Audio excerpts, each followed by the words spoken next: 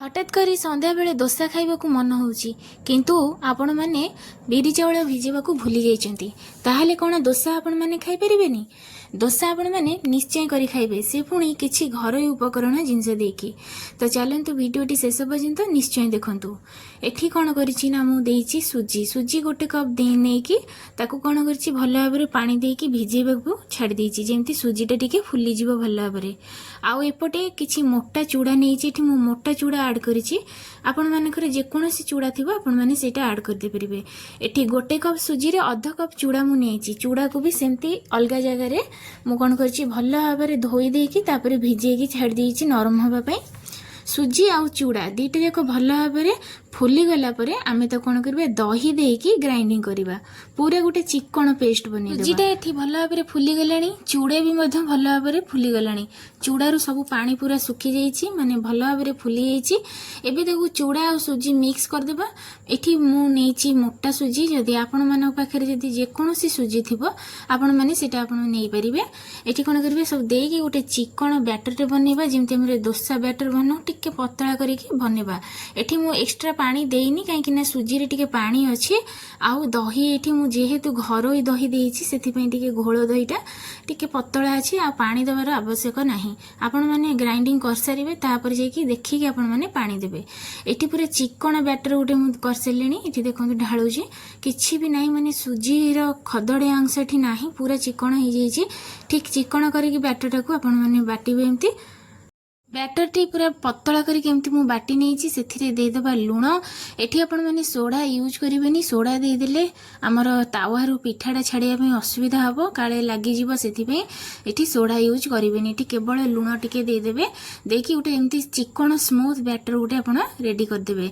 आ एठी ता कोन करबा 5 मिनिट परी ताकू रेस्ट रे छाडिबा जेमती टिके सुजी और दही भल भाबरे टिके फुलीबो। सांग माने आपण माने तो सब बेले बिरी चाउल रे दोसा करूचंती थरे सुजी आ दही देकी देखंतु केते सुंदर बढ़िया पूरा दोसा उठे हबो।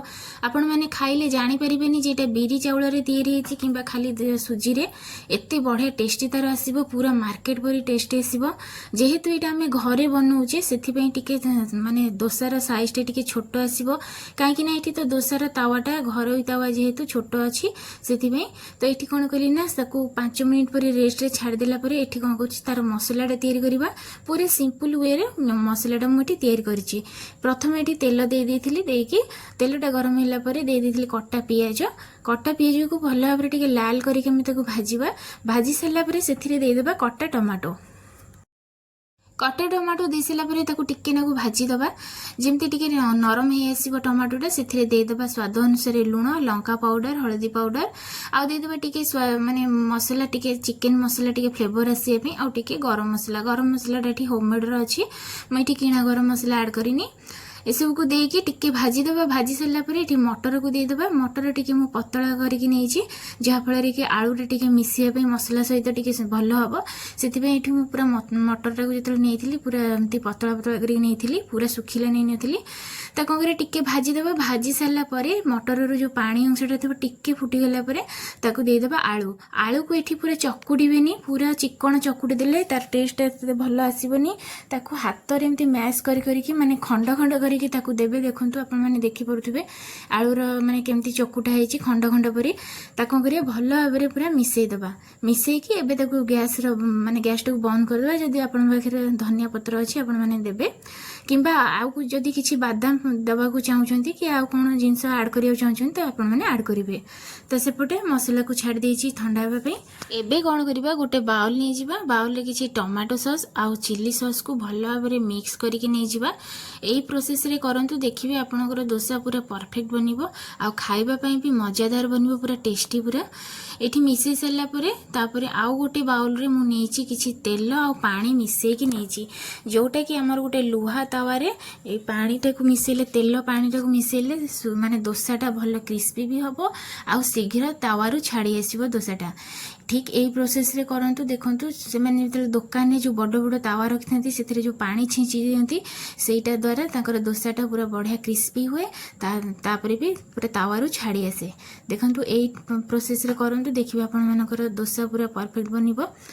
ଏଠି ତାୱାଟା ପୁରା ଲୁହା ତାୱା ମୁଁ ନେଇଛି। ସବୁବେଳେ ଚେଷ୍ଟା କରିବେ ଯଦି ଆପଣମାନଙ୍କର ନନଷ୍ଟିକ୍ ତାୱା ନାହିଁ ତାହେଲେ ଆପଣମାନେ ଲୁହା ତାୱା ନିଶ୍ଚୟ ନେବେ। ଦୋସାଟା ଲୁହା ତାୱାରେ ହିଁ ଭଲ ହୁଏ। ଏଠି କ'ଣ କରିଛି ମୁଁ ଟିକେ ବେଶୀ କରିକି ପାଣିଟା ଢାଳି ହେଇଯାଇଛି ଯେହେତୁ ତାକୁ କ'ଣ କଲେ ଚାରିଆଡ଼େ ଭଲ ଭାବରେ ଟିକେ ମିଶାଇ ଦେଲି। ମିଶାଇ ଦେଇ ଗୋଟେ କପଡ଼ାରେ ପୋଛିଦେଲି, ଶୁଖିଲା କପଡ଼ାରେ ପୁରା ଚିକ୍କଣ କରିକି ପୋଛିଦେବେ ଯେମିତି ସେଥିରେ ଟିକେ ପାଣି ରହିବନି। ପ୍ରଥମରୁ ତାୱାଟା କିନ୍ତୁ ଜୋରରେ ଗରମ କରିଦେବେ, ତାପରେ ଯାଇକି ପାଣିଟାକୁ ଛିଞ୍ଚିବେ। ଏଠି ଦୋସାର ବ୍ୟାଟରଟାକୁ ଦେଇଦେବା, ଦେଇକି ଭଲ ଭାବରେ ପୁରା ଚିକ୍କଣ କରି ମାନେ ପୁରା ପତଳା କରିକି ତାକୁ ଗୋଟେ ଦୋସା ସେପ୍ରେ କରିବା ଆମେ। ଯେହେତୁ ମୋ ତାୱାଟା ଛୋଟ ସେଥିପାଇଁ ଦୋସାର ସାଇଜ୍ଟା ବି ବହୁତ ଛୋଟ ହେଉଛି। ଯଦି ଆପଣମାନଙ୍କ ପାଖରେ ବଡ଼ ତାୱା ଅଛି ତାହେଲେ ନିଶ୍ଚୟ କରିବେ, କିନ୍ତୁ ଯେହେତୁ ଆମେ ଘରେ ବନାଉଛେ ତ ଏତେ ଟେନସନ୍ କିଛି ନାହିଁ। କେବଳ ଆମର ଦୋସା ଫ୍ଲେଭରଟା ହିଁ ଦରକାର। ଦୋସା ଖାଇଲା ପରେ ଯେମିତି ଆମକୁ ଲାଗିବ ସେଇ ଟାଇପ୍ର ହିଁ ଦରକାର। ସେ ଛୋଟ ହେଉ କି ବଡ଼ ହେଉ କିଛି ମ୍ୟାଟର କରେ ନା। ଦୋସାଟା କିଛି ସମୟ ପରେ ଛାଡ଼ିଦେବା, 5 ମିନିଟ୍ ପରେ ଯେମିତି ସେ ଟିକେ ମାନେ ହେଇ ଆସିଲେ ସେଥିରେ ସେ ଯେଉଁ ସସ୍ଟା ଆମେ ରେଡ଼ି କରି ରଖିଥିଲେ ସେଇଟା ଦେଇଦେବା। ଏଇନେ ଦେଇସାରିଲା ପରେ ସେଥିରେ ଦେଇଦେବା ଆଳୁ ମସଲାଟା ଯେଉଁ ତିଆରି କରିଥିଲେ ସେଇଟାକୁ ଦେଇଦେବା। ଦେଇକି ଏଠି ଦେଇଦେବା କଟା ପିଆଜ ଦେଇସାରିଲା ପରେ ସସ୍ ପୁଣି ଆଉ ଟିକେ ଉପରେ ଆଡ଼୍ କରିଦେବା। ଆଉ ଦେଇକି ତାକୁ ଭଲ ଭାବରେ ଦୋସା ଫୋଲ୍ଡ କରିଦେବା। ଆଉ ଆପଣମାନେ ଦୋସା ହେଲେ ଜାଣିପାରିବେ ତା ଧାର ପଟୁ ପୁରା ଛାଡ଼ି ଆସିବ। ପୁରା ଛାଡ଼ି ଆସିଲେ ଆପଣମାନେ ଜାଣିପାରିବେ ଯେ ଦୋସାଟା ଏବେ କମ୍ପ୍ଲିଟ୍ ହେଇଯାଇଛି। ସେତେବେଳେ ଆପଣମାନେ ତାକୁ ଓଲଟେଇ ପାରିବେ। ଆଉ ଆଗରୁ ତାକୁ ଓଲଟେଇବେନି, ନହେଲେ ଦୋସା ଭାଙ୍ଗିଯିବ। ଆପଣମାନେ ପନିର କିମ୍ବା ଚିନାବାଦାମ ଆଉ କ'ଣ ଆଡ଼୍ କରିବାକୁ ଚାହୁଁଛନ୍ତି ତାହେଲେ ସେଇଟା ଯଦି ଆପଣମାନଙ୍କ ଥିବ ଆପଣମାନେ ନିଶ୍ଚୟ ଦେବେ। ଏଠି ଦେଖନ୍ତୁ ଚାରିପଟ ପୁରା ବଢ଼ିଆ ଭାବରେ ଛାଡ଼ି ଯାଉଛି। ସେ ପୁରା ଇଜିଲି ପୁରା ତାକୁ ଫୋଲ୍ଡ କରିଦେବା ଆମେ। ଦେଖନ୍ତୁ କେତେ ବଢ଼ିଆ ଭାବରେ ଆଉ ବଢ଼ିଆ କ୍ରିସ୍ପି ମଧ୍ୟ ହେବ ଏଇ ଜିନିଷଟା। ଆପଣ ଥରେ ଏମିତି ଟ୍ରାଏ କରନ୍ତୁ, ଦେଖିବେ ବଢ଼ିଆ ଲାଗିବ ଖାଇବା ପାଇଁ। ସବୁବେଳେ ବିରି ଚାଉଳର ଆବଶ୍ୟକ ପଡ଼ିବନି। ଘରେ ଏମିତି ସୁଜି ଆଉ ଟିକେ ଦହି ଦେଇକି ଆପଣମାନେ ଦୋସା ବନେଇ ଦେଇପାରିବେ। ଯଦି ଆଜିକାର ରେସିପି ଆପଣମାନଙ୍କୁ ଭଲ ଲାଗୁଥିବ କମେଣ୍ଟ ମାଧ୍ୟମରେ ନିଶ୍ଚୟ ଜଣାଇବେ। ଆଜିକାର ଭିଡ଼ିଓ ଯଦି ଆପଣମାନଙ୍କୁ ଭଲ ଲାଗୁଥିବ ଭିଡ଼ିଓଟି ପାଇଁ ଛୋଟ ଲାଇକ୍ ନିଶ୍ଚୟ କରିଦେବେ। ଆଉ ଚ୍ୟାନେଲଟିକୁ ସବସ୍କ୍ରାଇବ୍ କରିବାକୁ ଭୁଲି ଯିବେନି।